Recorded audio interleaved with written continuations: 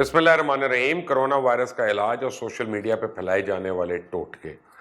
इस वबा के हल के लिए कौन से टोटके अभी तक सबसे ज़्यादा मुफीद हैं? कोरोना वायरस की जब कोई नई लहर आती है और जैसे जैसे कोरोना का वार शदीद होता है, आपने देखा होगा इस शिद्दत से सोशल मीडिया पे मुख्तलिफ टोटके और ख़ुद से इलाज करने का तरीका भी खूब गर्दिश करना शुरू कर देता है। और फिर इंटरेस्टिंग बात यह है कि उन्हें फैलाने या शेयर करने वाले ज़्यादातर वो लोग होते हैं जिनका अभी तक इस वबा से पाला ही नहीं पड़ा। 2020 के शुरू में जब कोरोना फैलना शुरू हुआ तो लोगों ने इस वबा पर यकीन ही नहीं किया।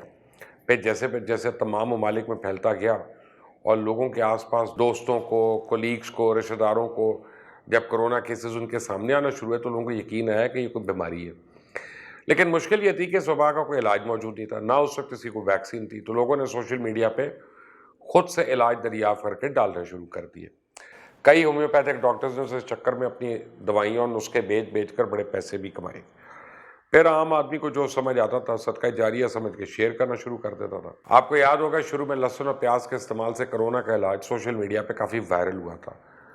आखिर लोगों से डॉक्टर्स को रिक्वेस्ट करना पड़ी कि लहसुन और प्याज से इसका इलाज तो नहीं होगा, लेकिन आप ऐसा कहकर इसकी कीमत में ज़रूर इजाफा करवा देंगे। फिर कहीं जाके इस टोटके से लोगों की जान छुटी। प्याज और लहसुन से लोगों का ध्यान बढ़ा तो अदरक और कलौंजी की बारी आ गई। जब अदरक की कीमत ने आसमान से बातें करना शुरू की तो टोटके से लोग पीछे हटे। और फिर डेली यूज़ की इन चीज़ों के अलावा जड़ी बूटियों का भी ऐसा ही हाल हुआ।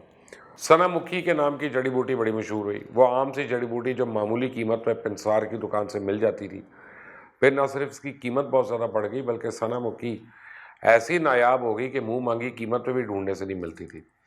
ऐसा सिर्फ पाकिस्तान में नहीं हुआ, चाइना, इंडिया, ईरान और हर वो मुल्क जहाँ पर लोग होम्योपैथिक, तिब्बी यूनानी, आयुर्वेदिक, कदीम तरीका इलाज और जड़ी बूटियों पर यकीन रखते हैं, वहाँ पे भी यही हाल हुआ।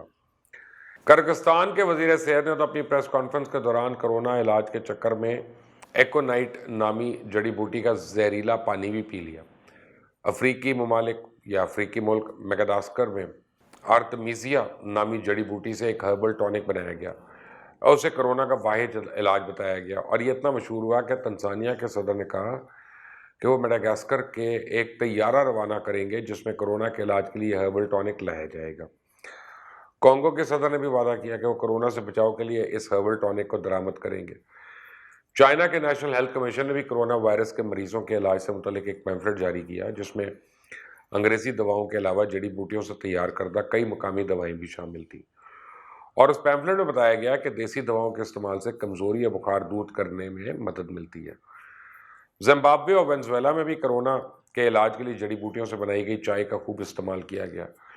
और दिल्ली के एक सरकारी होम्योपैथिक अस्पताल ने भी अपनी दवा इलाज के लिए मशहूर करवा दी कि इससे कोरोना का इलाज हो सकता है। जड़ी बूटियों तक तो बात समझ आती है कि अगर किसी पे कोरोना का हल्का वार है या सिर्फ मौसमी बुखार है तो फिर भी मरीज को कुछ हद तक शायद सुकून दे दे। लेकिन जिन मरीजों पे कोरोना का अटैक शदीद था वहाँ ये देखा गया कि इन जड़ी बूटियों का फ़ायदा नहीं हुआ बल्कि मरीजों की हालत और बिगड़ गई। बहुत सी अमवात इस वजह से हुई। लेकिन भारत तो इस मामले में कई कदम आगे था। वहाँ बहुत से लोगों ने, खुद भारत की हुक्मरान जमात बीजेपी के एक रुकन असेंबली समन हरी प्रिया ने दावा कर दिया कि गाय का पेशाब और गोबर खाना वायरस का इलाज है। इसके बाद बगैर कुछ सोचे समझे लोग गाय मूत्र और गोबर पर टूट पड़े।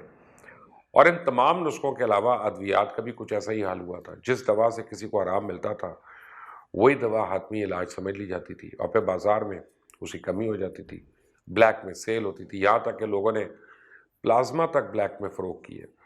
कोरोना की पहली और दूसरी लहर में यही तजुर्बे चलते रहे और इस दौरान बहुत सी अमवात हो गई।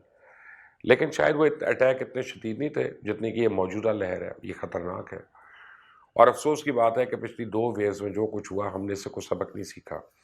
इसलिए अब हमारे सामने होकर इस 3rd वेव में इंडिया का क्या हाल हो गया, पाकिस्तान में भी सूरत हाल परेशान कुन होती जा रही है। लेकिन इस परेशान कुन सूरत हाल में भी बहुत लोग अपनी हरकतों से बाज नहीं आते। अब जैसे जैसे ऑक्सीजन की कमी हो रही है, सोशल मीडिया पर ऑक्सीजन बनाने के नए नए तरीके शेयर होना शुरू हो गए। कई लोग वीडियोस बना बना के शेयर कर रहे हैं कि नेबुलाइजर को ऑक्सीजन सिलेंडर की जगह इस्तेमाल किया जा सकता है। और इसमें लॉजिक ही दी जा रही है क्योंकि हमारे माहौल में पहले से इतनी ऑक्सीजन मौजूद है तो ऑक्सीजन सिलेंडर की क्या ज़रूरत। सिर्फ ये नेबुलाइजर ही हमें तमाम ज़रूरत जितनी ऑक्सीजन मुहैया कर सकता है। लेकिन आप ज़रा किसी डॉक्टर से कंफर्म कर लें, बिल्कुल झूठ है। कोई नेबुलाइजर ऑक्सीजन सिलेंडर की कमी पूरी नहीं कर सकता। इसके अलावा काफूर, लौंग और यूकेलिप्टस के तेल के बारे में पोस्ट शेयर की जा रही हैं। کہ اس کا استعمال کووڈ-19 کی وجہ سے گرتی آکسیجن کی سطح میں اضافہ کرنے میں فائدہ مند ہوتا ہے، لیکن میں آپ کو بتاؤں یہ فارمولا فیک ہے۔ اس دعوے کے بعد کوئی سائنٹیفک پروف نہیں آیا، بلکہ حقیقت یہ ہے کہ کافور کا تیل اسکن پہ لگانے والی کریم بنانے کے لیے تو فائدہ مند ہے، لیکن اگر اس کو کھایا جائے گا تو یہ انتہائی نقصان پہنچا سکتا ہے۔ اس کے علاوہ انڈیا کے ایک سینئر سائنسدان اور کاروباری شخصیت وجے ٹنکیشور نے تو یہ دعویٰ کر دیا کہ ناک میں نیبو کے رس کے 2 قطرے ڈالنے سے آکسیجن کی گرتی مقدار کو بڑھا سکتے ہیں۔ اس کے استعمال سے آدھے گھنٹے کے اندر اندر مریض کی آکسیجن کا لیول 88% بڑھ جاتا ہے، اور بلکہ 88 سے بڑھ کے 96% ہو جاتا ہے، اور ایسا انڈیا میں آکسیجن کے بحران کو لیمو کے استعمال سے حل کیا جا سکتا ہے۔ بالکل جھوٹ۔ اس کے علاوہ انڈیا کے ایک مشہور یوگا گرو بابا رام دیو وہی مسلسل نیوز چینلز پہ مختلف شوز کر رہے ہیں، اپنے یوٹیوب چینل پہ بھی ایسی عجیب و غریب ویڈیوز بنا کے ڈال رہے ہیں جس میں لوگوں کو گھر میں آکسیجن کا لیول بڑھانے کا طریقہ دکھائے جا رہے ہیں، اور ان ویڈیوز کو لاکھوں لوگ دیکھ رہے ہیں، لیکن میں آخر میں ایک بات آپ کو سمجھانا چاہتا ہوں کہ یہ سب افواہیں ہیں، ان میں کوئی سچ نہیں ہے۔ یہ ٹوٹکے کسی نارمل انسان کے لیے یا عام موسمی بخار کے لیے فائدہ مند ہو سکتے ہیں شاید، لیکن کرونا جیسی وبا کا علاج ان سے ممکن نہیں ہے۔ ایسا یوگا بھی انسان کی صحت کے لیے انتہائی فائدہ مند ہے، لیکن یہ کسی طرح میڈیکل آکسیجن کا آلٹرنیٹ نہیں ہے۔ ویسے بھی WHO نے سادہ سی احتیاط بتائی ہوئی ہے۔ کرونا سے بچنے کے لیے ہمیں ماسک لگانا ہے، ہاتھوں کو صاف رکھنا ہے، ایک دوسرے سے فاصلے پہ رہنا ہے۔ جب یہ سادہ سی احتیاط کر کے ہم کرونا سے بچ سکتے ہیں تو جنگل میں ہر پودے کا ضرور قہوہ پینا ہے، اپنے آپ کو مشقت میں ڈالنا ہے، اور اس قسم فراڈ کے ٹوٹکوں پر اپنے پیسے اور وقت برباد کرنے کی کیا ضرورت ہے؟ اس لیے ایسے کسی میسج پہ نہ تو عمل کریں، نہ اسے شیئر کریں، صرف احتیاط کریں، اور دوسروں کو بھی احتیاط کرنے کا کہیں۔ اور پھر اگر خدا نخواستہ آپ کو بیماری ہو جائے تو یقین جانیں آپ خود سے ڈاکٹر سے بہتر سے علاج نہیں کر سکتے، اس لیے صرف وہ بات سنیں جو ڈاکٹرز آپ کو بتا رہے ہیں، وہ دوائیں لیں جو ڈاکٹرز آپ کو پرسکرائب کر رہے ہیں، یہی وبا کا حل ہے۔ اور اس ویڈیو کو زیادہ زیادہ شیئر کریں تاکہ ہر ایک تک یہ میسج پہنچے۔ یہ فیس بک، یوٹیوب اور واٹس ایپ نے دماغ خراب کر دیا لوگوں کا۔ اس چینل کو سبسکرائب کرنا نہ بھولیے گا، بیل آئیکن کو پریس کریے گا۔ اللہ حافظ۔